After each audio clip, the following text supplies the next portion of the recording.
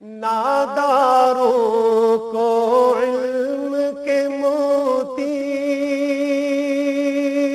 آقا نے انمول دیے۔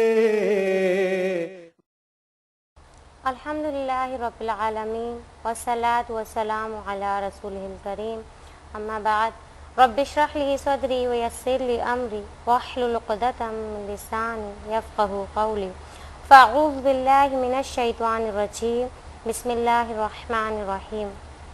السلام علیکم بچوں، آج جو ہم حدیث پڑھیں گے اس کا موضوع ہے والدین کی خدمت کر کے جنت کا حصول، یعنی والدین کی خدمت میں ہی جنت کا حصول ہے۔ بچوں، اس حدیث کے راوی حضرت عبداللہ بن مسعود ہیں۔ حضرت عبداللہ بن مسعود اسلام قبول کرنے والوں میں سبقت کر جانے والے ہیں، اور ان سے بہت ساری احادیث مروی ہیں۔ عابد بھی تھے، زاہد تھے اور فقیہ بھی تھے۔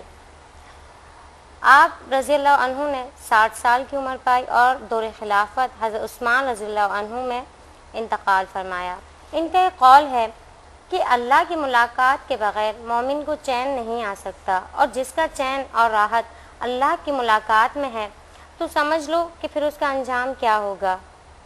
یہ بہت عابد و زاہد راوی ہیں اور ان سے بہت ساری احادیث مروی ہیں۔ آئیے ہم دیکھتے ہیں کہ انہوں نے ہمارے لیے کون سی حدیث بیان کی ہے۔ آپ صلی اللہ علیہ وسلم سے کہتے ہیں کہ قال النبی صلی اللہ علیہ وسلم رغم انف ثم رغم انف من ادرک ابویہ عند الکبر احدہما او کلاہما فلم يدخل الجنہ۔ آپ صلی اللہ علیہ وسلم نے فرمایا، رغم انفن کا لغت میں تو مطلب یہ ہے کہ غبار آلود ہو اس شخص کی ناک، لیکن یہاں اس کے اصطلاحی معنی یہ ہیں کہ وہ ذلیل و رسوا ہو وہ شخص کہ جو اپنے ماں باپ کو بڑھاپے کے وقت پائے، دونوں کو یا ان میں سے کسی ایک کو، پھر بھی وہ جنت میں جانے کا مستحق نہ ٹھہرائے یا نہ قرار پائے۔ اس حدیث کے ہم لفظی معنی پڑھتے ہیں، اس کے بعد ہم اس کی تشریح پڑھیں گے۔ آپ دیکھیے اس کے لفظی معنی۔ سب سے پہلے تو ہے رغیمہ، یعنی غبار آلود ہو، انفن ناک، ثم پھر رغیمہ غبار آلود ہو، انفن ناک، من جو ادرکا پائے، ابویہ اپنے دونوں والدین کو، عند الوقت کبری بڑھاپے، احدہما ان میں سے ایک، او یا کلاہما دونوں، فلم بس نہیں، یدخل وہ داخل ہو، جنہ جنت میں۔ اس حدیث کا با محاورہ ترجمہ یہ ہے کہ غبار آلود ہو جائے اس کی ناک، پھر غبار آلود ہو جائے جو بڑھاپے کے وقت اپنے دونوں ماں باپ کو یا ان میں سے کسی ایک کو پائے اور پھر بھی جنت میں جانے کا مستحق نہ قرار پائے۔ اب ہم اس حدیث کو سمجھنے کی کوشش کرتے ہیں، یعنی اس کی تشریح پڑھتے ہیں۔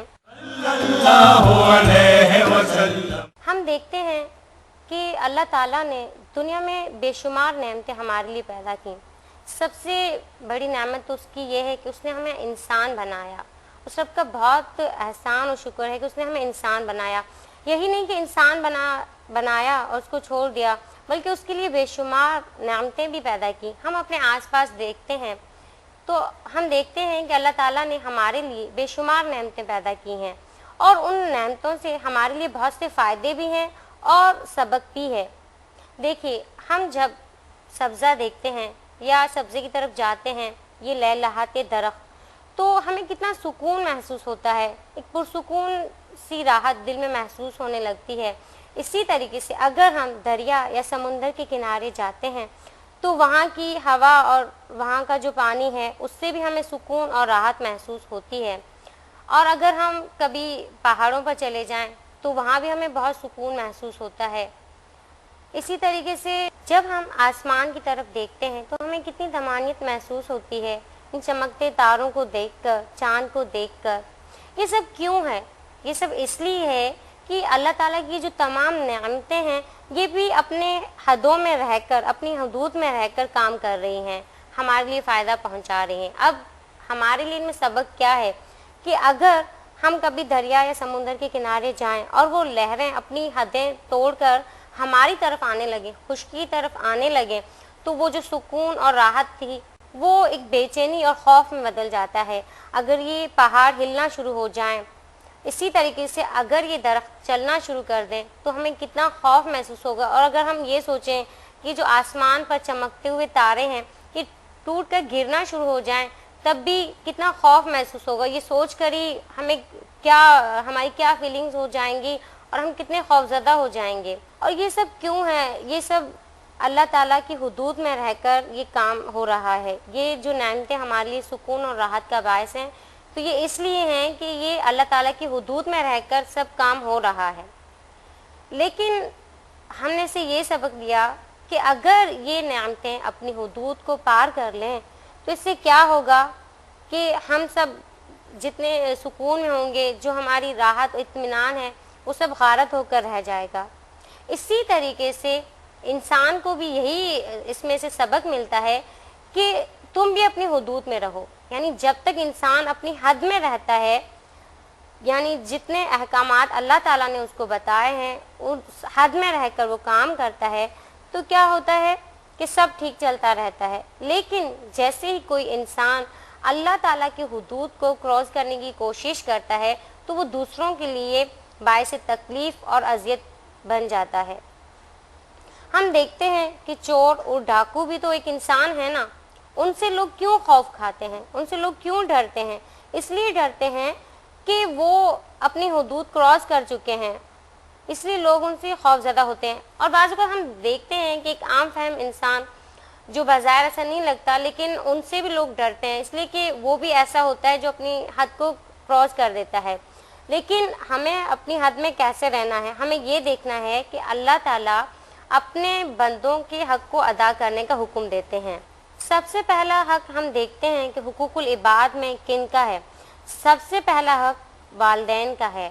حقوق العباد میں اللہ تعالیٰ نے اپنی عبادت کے بعد جس ہستی کا احترام اور جن کی خدمت کرنے کا حکم دیا ہے وہ ہمارے ماں باپ ہیں۔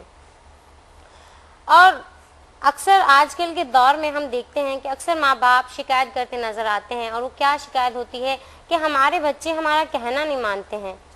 وہ کیوں یہ شکایت کرتے ہیں؟ اس لیے کہ واقعی ایسا ہے کہ آج کل ہم اپنے ماں باپ کا کہنا نہیں مانتے۔ ہم ایسا کیوں کرتے ہیں کہ ان کو ہم سے یہ شکایت پیدا ہو جاتی ہے کہ ہمارے بچے ہمارا کہنا نہیں مانتے ہیں، جبکہ دیکھیے اس حدیث میں آپ صلی اللہ علیہ وسلم نے یہی فرمایا ہے کہ وہ شخص کتنا بد نصیب ہے جو اپنے دونوں ماں باپ کو یا ان میں سے ایک کو بڑھاپے کے وقت پاتا ہے اور پھر بھی جنت میں جانے کا مستحق نہیں قرار ٹھہراتا۔ یعنی دیکھیے کہ اگر وہ ان کی اطاعت کرے گا، ان کی خدمت گزاری کرے گا تب ہی وہ جنت میں جائے گا، ورنہ نہیں جائے گا۔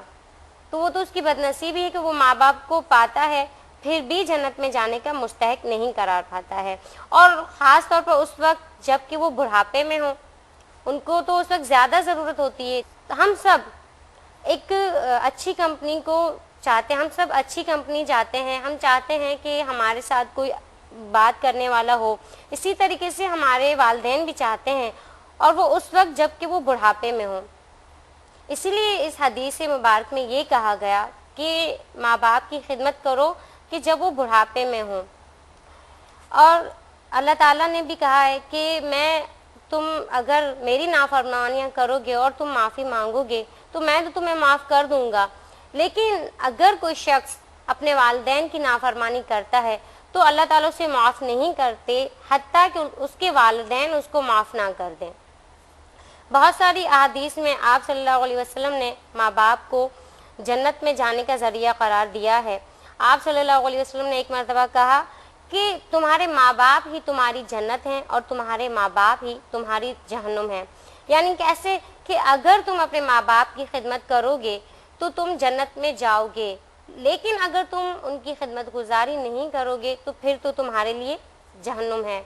اس کے علاوہ آپ صلی اللہ علیہ وسلم کی اور بہت احادیث ہیں۔ قرآن پاک میں اللہ تعالیٰ کہتے ہیں وَبِالْوَالِدَيْنِ إِحْسَانًا، اور اپنے والدین کے ساتھ حسن سلوک کرو۔ یعنی تمام انسانوں میں سب سے زیادہ اگر تمہارے حسن سلوک کے کوئی مستحق ہیں تو وہ تمہارے والدین ہیں۔ حدیث ہے کہ آپ صلی اللہ علیہ وسلم نے ایک مرتبہ صحابہ کرام سے فرمایا کہ تمہیں پتہ ہے کہ اللہ تعالیٰ کے ہاں سب سے زیادہ محبوب کام کون سے ہیں، یعنی اللہ تعالیٰ کو وہ کام کون سے ہیں جو بہت زیادہ پسند ہیں؟ پھر آپ صلی اللہ علیہ وسلم نے کہا کہ اللہ تعالیٰ کو یہ عمل سب سے زیادہ پسند ہے کہ وہ نماز جو وقت پر پڑھی جائے، اور اس کے بعد فرمایا کہ تم اپنے والدین کی خدمت گزاری کرو، والدین کا حق، اور اس کے بعد جہاد۔ اب دیکھیے کہ جہاد جیسی عظیم نعمت بھی جو ہے، جبکہ ہم سب کو پتہ ہے کہ جو شخص جہاد کرتا ہے اور شہید ہوتا ہے تو اللہ تعالیٰ اس کو فوراً جنت میں داخل کر دیتے ہیں، یعنی اس سے کوئی حساب کتاب نہیں ہوتا ہے، لیکن اس میں والدین کی خدمت کو اس کے اوپر مقدم رکھا گیا کہ جو شخص والدین کی خدمت کرتا ہے وہ پہلے ہے، جو جہاد میں جاتا ہے وہ بعد میں ہے۔ اسی طریقے سے ایک شخص آپ صلی اللہ علیہ وسلم کے پاس ایک مرتبہ آیا ہجرت کی بیعت کرنے کے لیے، تو آپ صلی اللہ علیہ وسلم نے ان سے کہا کہ کیا آپ کے ماں باپ ہیں؟ تو انہوں نے کہا جی اللہ کے نبی۔ تو آپ صلی اللہ علیہ وسلم نے کہا کہ جاؤ اور ان کی خدمت کرو، کیونکہ ماں باپ کی خدمت تمہارے لیے ہجرت سے زیادہ ہے۔ اب دیکھیے ہجرت جیسا عظیم عمل بھی ماں باپ کی خدمت کے بغیر ادھورا ہے۔ حضرت انس رضی اللہ عنہ کی سے روایت کردہ ایک حدیث ہے کہ آپ صلی اللہ علیہ وسلم نے فرمایا کہ جو شخص چاہتا ہے کہ اس کی عمر دراز ہو اور اس کی مال و دولت میں اضافہ ہو تو وہ اس کو چاہیے کہ وہ اپنے ماں باپ کی خدمت گزاری کرے۔ دیکھیے کہ آج ہم دیکھتے ہیں کہ ہر شخص یہ چاہتا ہے کہ میری عمر دراز ہو یا میرے مال و متاع میں اضافہ ہو۔ اب دیکھیے کہ جنت تو ہے ہی ان لوگوں کے لیے جو ماں باپ کی خدمت کرتے ہیں، لیکن یہاں یہ بھی کہا گیا کہ تمہاری عمر بھی دراز ہوگی، اور دوسری بات کیا ہے کہ تمہارا مال و متاع جو ہے اس میں بھی اضافہ ہوگا، یعنی ماں باپ کی خدمت کر کے ہم اپنی دنیا بھی جنت بنا سکتے ہیں۔ ایک اور حدیث ہے، آپ صلی اللہ علیہ وسلم نے کہا کہ اپنے ماں باپ کی خدمت کرو اور ماں باپ کو نہ ستاؤ، کیونکہ جو اولاد اپنے ماں باپ کے ساتھ نیک سلوک کرے گی تو تمہاری اولاد بھی جو ہے نیک ہوگی۔ اگر تم نے اپنے ماں باپ کے ساتھ نیک سلوک نہیں کیا تو تمہاری اولاد بھی تمہیں ستائے گی۔ آج تم اپنے ماں باپ کو ستاؤ گے، کل تمہیں تمہاری اولاد ستائے گی۔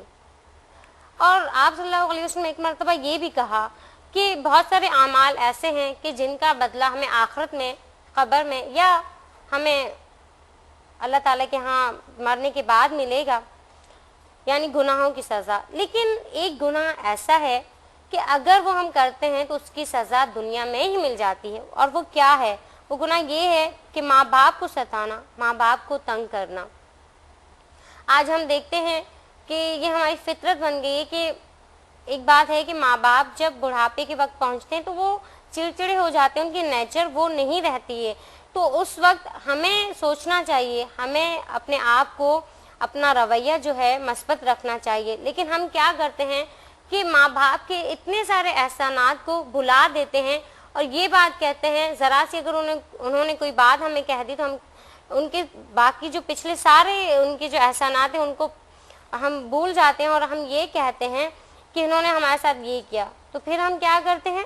شکوہ کرتے ہیں۔ شکر، یہاں ہمیں شکر کرنا چاہیے، اور شکر کے معنی در حقیقت کیا ہے کہ ہمیں پورا نہ ملنا، یعنی جتنا ہمارا حق ہے وہ نہ ملنا، پھر بھی شکر کرنا۔ اور شکر کا اپوزٹ کیا ہے؟ شکر کی ضد کیا ہے؟ شکوہ ہے، کہ ہم شکوہ کریں، اور ہم اپنے ماں باپ سے شکوہ کرتے ہوئے اچھے لگیں گے، اور اکثر لوگ کرتے ہیں، کہتے ہیں کہ ہمارے ماں باپ نے ہمارے ساتھ اچھا نہیں کیا ہے، ذرا سی ان کی بات کو ہم لے کر بیٹھ جاتے ہیں، اور ان کی وہ ساری باتیں جو انہوں نے ہم پر احسانات کیے ہیں وہ سب ہم بھول جاتے ہیں۔ ہم اس بات کو یاد رکھیں کہ جب ہم پیدا ہوئے تھے ہماری ماں نے ہمارے لیے کتنی مشقت جھیلی ہوگی، اور اسی طریقے سے باپ نے بھی کتنی مشقت سے، کتنی محنت سے ہمیں پالا ہوگا ان دونوں نے۔ یہ اندازہ ہمیں کب ہوگا؟ آپ صلی اللہ علیہ وسلم نے کہا کہ جب تمہاری اولاد ہوگی اور وہ تمہیں ستائے گی تب تمہیں اپنے ماں باپ کا احساس ہوگا، لیکن آج ایسا نہیں ہوتا ہے۔ ہم یہ بات کیوں نہیں سوچتے ہیں؟ ایک حدیث میں تو آپ صلی اللہ علیہ وسلم نے یہاں تک کہا ہے کہ جو شخص اپنے ماں باپ سے ملنے جاتا ہے، اب یہاں پر آپ لوگ یہ سوچ رہے ہوں گے کہ ملنے کیسے؟ ابھی تو آپ لوگ بچے ہیں، اور یہ ہم لوگ ہماری خوش قسمتی کے ماں باپ کے ساتھ ہیں کہ بعض اوقات ایسے بھی بچے ہیں جو اپنے ماں باپ سے دور ہیں، یا جو لوگ جن کی شادی ہو چکی ہے، شادی شدہ ہیں، وہ الگ رہتے ہیں کچھ مسائل کی وجہ سے، تو ان کے لیے آپ صلی اللہ علیہ وسلم نے کہا کہ جب وہ اپنے ماں باپ سے ملنے کے ارادے سے جاتے ہیں تو اللہ تعالیٰ ان کے ہر قدم پر، یعنی جتنا وہ چلتے ہیں 100 نیکیاں لکھ دی جاتی ہیں، اور پھر جب وہ اپنے ماں باپ کے پاس پہنچ جاتے ہیں اور ان سے جب گفتگو کرتے ہیں، بات چیت کرتے ہیں اور شفقت و ہمدردی سے بات کرتے ہیں، تو کیا ہوتا ہے کہ پھر اللہ تعالیٰ اس بات کرنے سے، یعنی شفقت اور ہمدردی سے بات کرنے سے اس کے گناہ کم کر دیتے ہیں، اس کے 100 درجات بلند کرتے ہیں۔ یہی نہیں بلکہ آخرت میں اس کے لیے نور کی بشارت بھی دی گئی ہے۔ دیکھیے کتنا بڑا اجر ہے۔ اور ایک حدیث مبارکہ میں تو آپ صلی اللہ علیہ وسلم نے ایک دن صحابہ کرام سے یہ کہا کہ جو شخص اپنے ماں باپ کو رحمت کی نگاہ سے اور محبت کی نگاہ سے دیکھتا ہے تو اللہ تعالیٰ اس کو حج مقبول کا ثواب عطا کرتے ہیں۔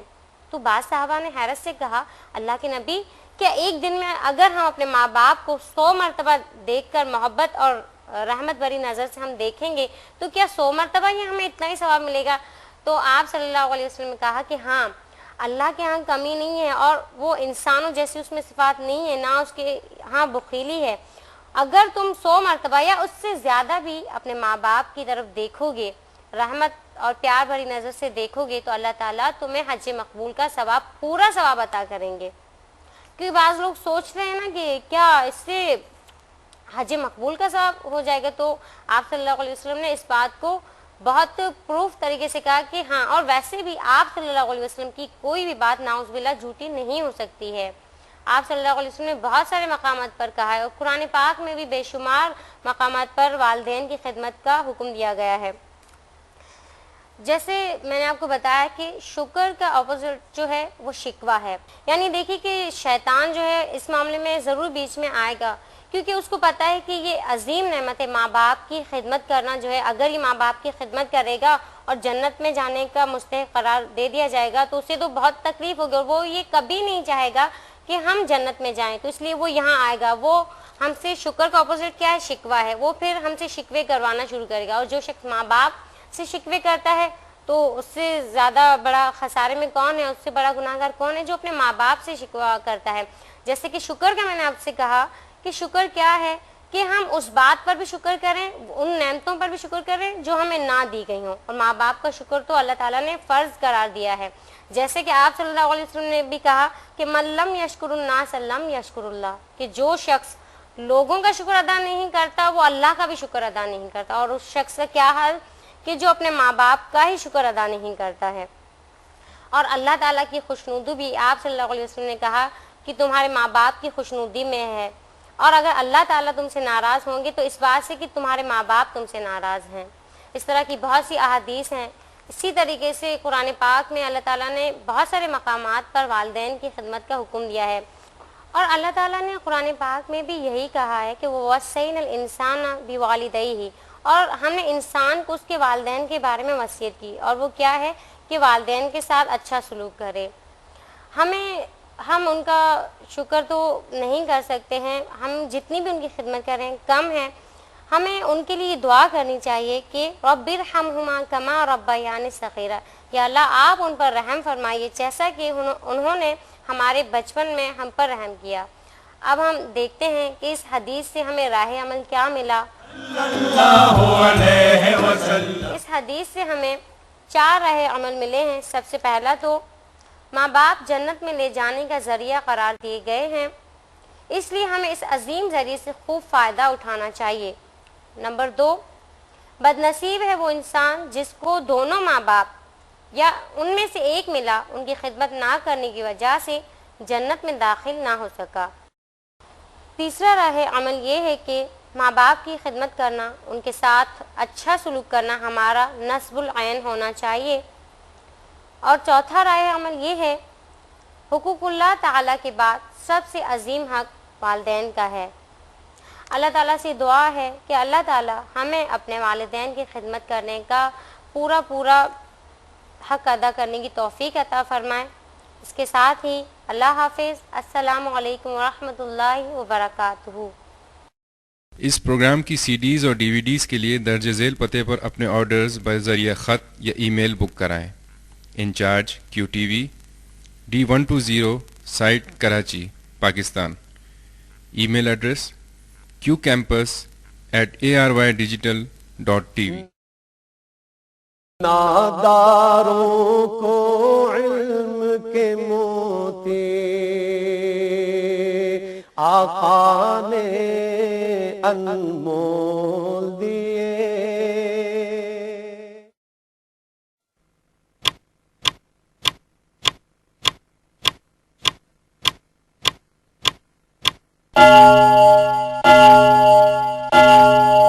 غافل تجھے گھڑیال یہ دیتا ہے منادی، گردوں نے گھڑی عمر کی ایک اور گھٹا دی. خلقت الافلا لولا کلما